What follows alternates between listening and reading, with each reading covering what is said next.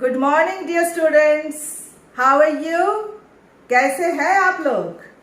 I hope that you all are doing very well. So today we will start the fourth chapter of Flamingo, and the name of the chapter is The Rattrap, written by Selma Lagerlof. Selma Lagerlof was born on 20th November 1858, a Swedish writer, and she was the first female to win a Nobel Prize in Literature in 1909. Her most remembered book is The Wonderful Adventures of Nils. Initially a teacher, in 1895 she devoted herself completely to writing. The Rattrap is a story that gives us psychological insight into human nature. The author highlights how greed for material things entraps a human being. The story upholds the belief that the essential goodness of a human being can be awakened through love and understanding. It brings into focus the idea that the world is a rat trap. Riches, joys, food and shelter are all lucrative baits to trap mankind. The story begins like a fairy tale. Now, let's start the line-by-line explanation of the chapter named The Rattrap, written by Selma Lagerlof.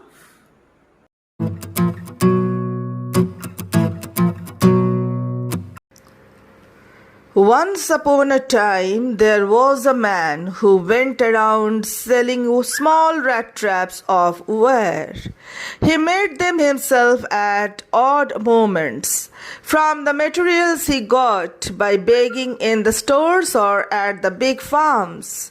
But even so, the business was not especially profitable, so he had to resort to both begging and petty thievery to keep body and soul together. Even so, his clothes were in rags, his cheeks were sunken, and hunger gleamed in his eyes. एक समय एक व्यक्ति तारों की बनी छोटी छोटी चूहेदानियां बेचता फिरता था. वो उन्हें स्वयं बड़ी विषम परिस्थितियों में उस सामानों से बनाता था जिसे वो बड़े गोदामों और बड़े फार्मों से मांग कर लाता था, किंतु फिर भी उनका बिजनेस लाभकारी नहीं था. इसलिए उसे अपना शरीर और आत्मा साथ रखने के लिए, अर्थात जीवित रहने के लिए भीख मांगनी पड़ती थी और छोटी मोटी चोरियां भी करनी पड़ती थी. इसके बाद भी उसके कपड़े फटे हुए थे, उसके गाल पिचके हुए थे और उसकी आंखों में हमेशा भूख चमकती हुई प्रतीत होती थी. No one can imagine how sad and monotonous life can appear to such a vagabond who plods along the road left to his own meditations. But one day this man had fallen into a line of thought which really seemed to him entertaining. He had naturally been thinking of his rat traps when suddenly he was struck by the idea that the whole world about him, the whole world with its lands and seas, its cities and villages, was nothing but a big rat trap. It had never existed for any other purpose than to set baits for people. It offered riches and joys, shelter and food, heat and clothing, exactly as the Rattrap offered cheese and pork. And as soon as anyone let himself be tempted to touch the bait, it closed in on him, and then everything came to an end.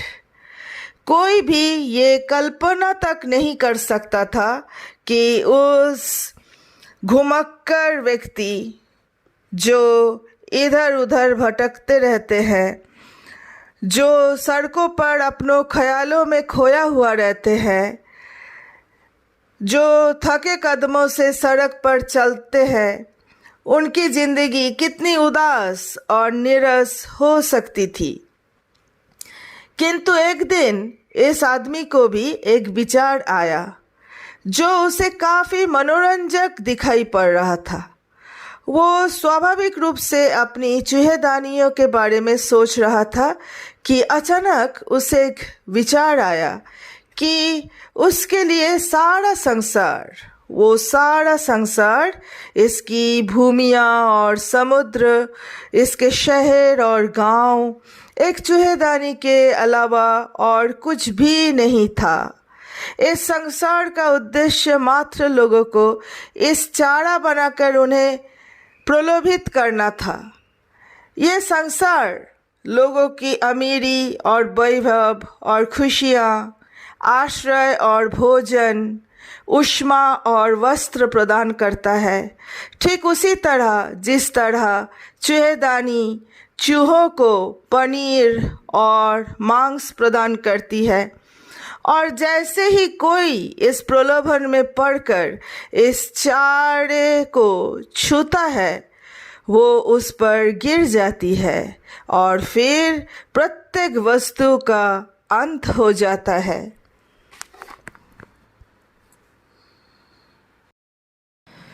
The world had, of course, never been very kind to him, so it gave him unwanted joy to think ill of it in this way.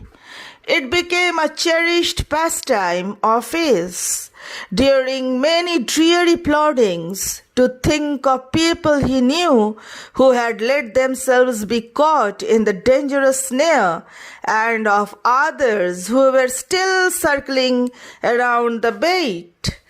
संसार वास्तव में कभी भी उसके लिए दयालु नहीं रहा, इसलिए उसने इसे अपने तरीके से इसके बारे में बुरा सोचने का असाधारण आनंद लिया।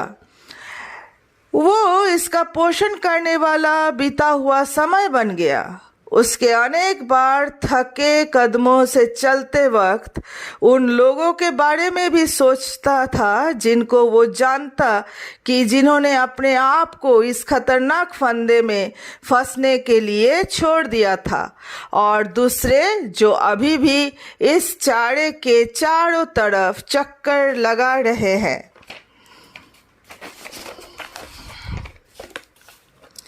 One dark evening, as he was trudging along the road, he caught sight of a little grey cottage by the roadside, and he knocked on the door to ask shelter for the night. Nor was he refused. Instead of the sour faces which ordinarily met him, the owner, who was an old man without wife or child, was happy to get someone to talk to his loneliness. Immediately he put the porridge pot on the fire and gave him supper. Then he carved off such a big slice from his tobacco roll that it was enough both for the stranger's pipe and his own. Finally he got out an old pack of cards and played majolies with his guest until bedtime. एक अंधेरी शाम को जब वो सड़क पर थके कदमों से जा रहा था, तो उसे सड़क के किनारे एक छोटा सा भूरे रंग का घर दिखाई पड़ा और उसने रात को आश्रय पाने के लिए उस घर का दरवाजा खटखटाया। ना ही तो उसे इनकार किया गया। उन चिड़चिड़े चेहरे की बजाय जो कि उसे साधारणतः मिलते थे, इस घर के मालिक एक बूढ़ा व्यक्ति जिसके पत्नी और बच्चे नहीं थे, अपने इस अकेलेपन में किसी को बात करने के लिए पाकर बड़ा प्रसन्न हुआ। शीघ्र ही उसने आग पर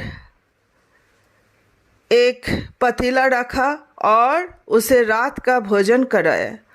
तब उसने अपने तंबाकू का रोल से एक बड़ा टुकड़ा काटा जो उस अजनबी और उसके स्वयं के लिए पर्याप्त था। अंत में उसने ताश की एक पुरानी गड्डी निकाला और अपने मेहमान के साथ सोने के समय तक मिजोलिस, जो कि एक ताश का खेल है, वो खेलता रहा।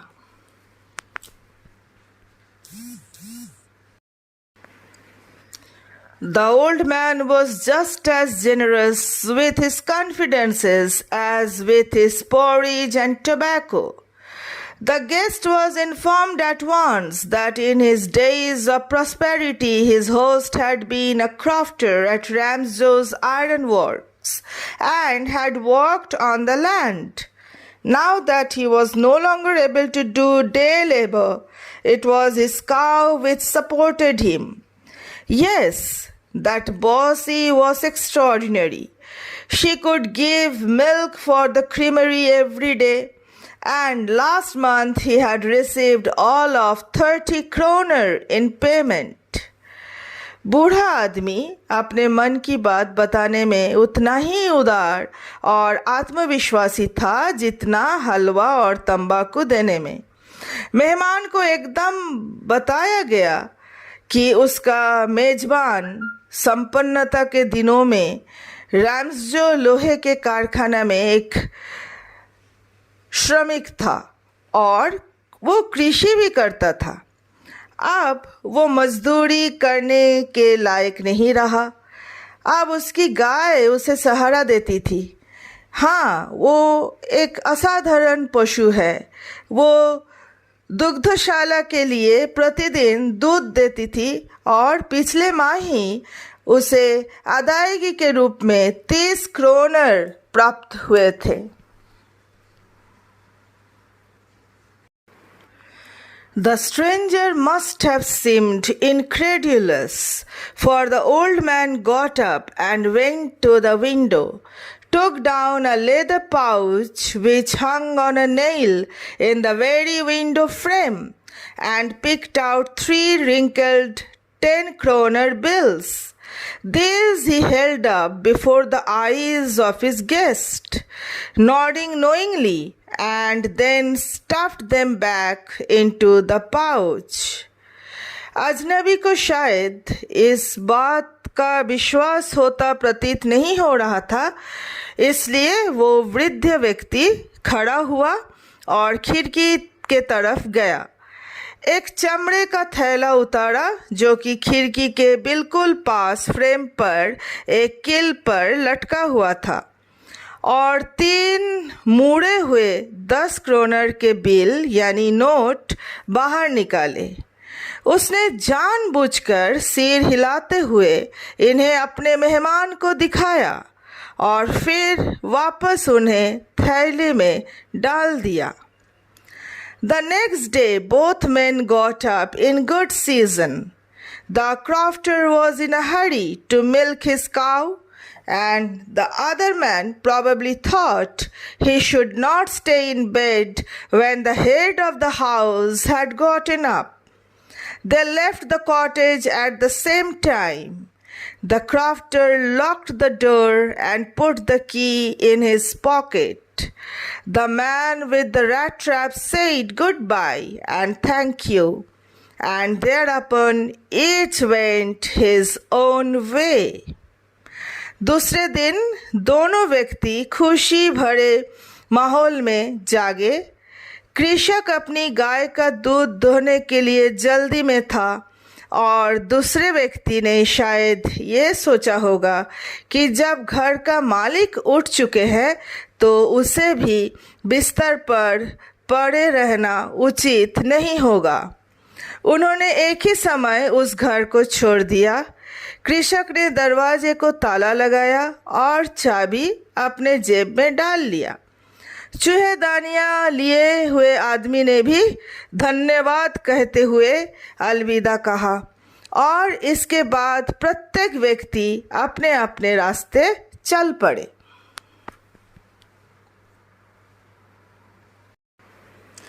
But half an hour later, the Rattrap peddler stood again before the door. He did not try to get in, however. He only went up to the window, smashed a pen stuck in his hand, and got hold of the pouch with the 30 kroner. He took the money and thrust it into his own pocket. Then he hung the leather pouch very carefully back in its place and went away. किंतु आधे घंटे बाद ही चूहेदानी वाला यानी फेरी वाला ने पुनः दरवाजे के सामने खड़ा हुआ। यद्यपि उसने अंदर जाने का प्रयास नहीं किया, वो बस खिड़की की तरफ गया, एक शीशे को तोड़ा, अपना हाथ अंदर पहुंचाया और उस चमड़े की थैली से जिसमें 30 क्रोनर थे उसको निकाला। उसने वो धन निकाला और अपनी जेब में भर लिया। तब उसने इस चमड़े के थैली को बड़े सावधानी से फिर से उसके पूर्व स्थान पर रख दिया और चला गया।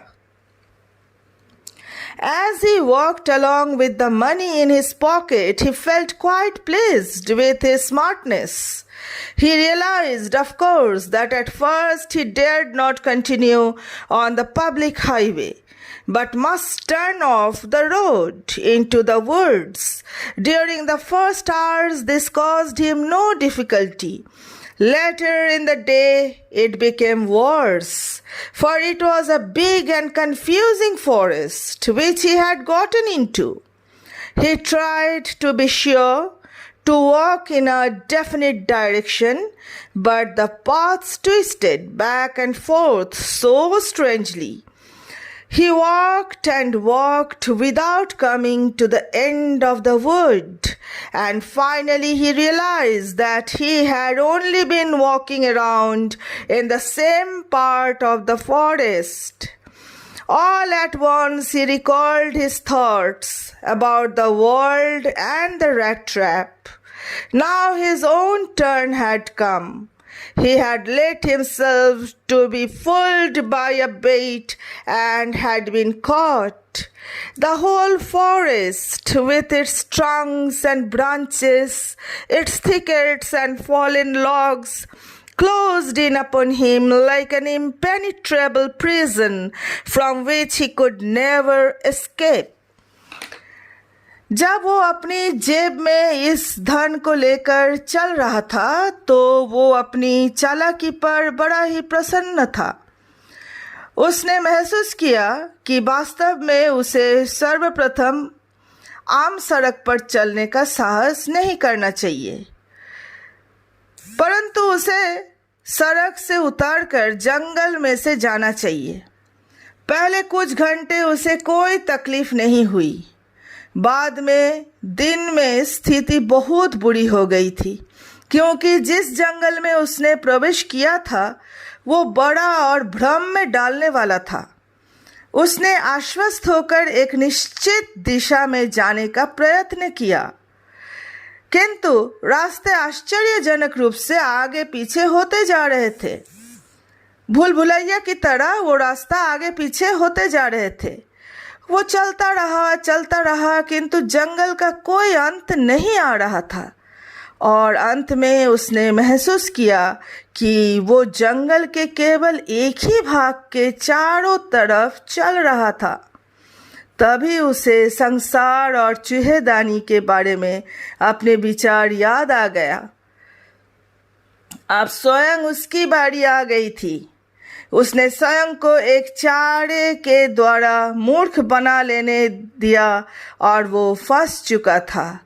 पूरा जंगल अपने पेड़ों के तनों से, शाखाओं से, इसकी झाड़ियों और गिरे हुए वृक्षों सहित उसको एक ऐसे अभेद्य जंगल यानी जेल की तरह घेरा हुआ था जिससे वो कभी मुक्त नहीं हो सकता था। उसे ऐसा प्रतीत हो रहा था कि वो एक अभेद्य जेल की तरह घेरे हुए हैं जिससे वो कभी भी बाहर नहीं निकल सकता था।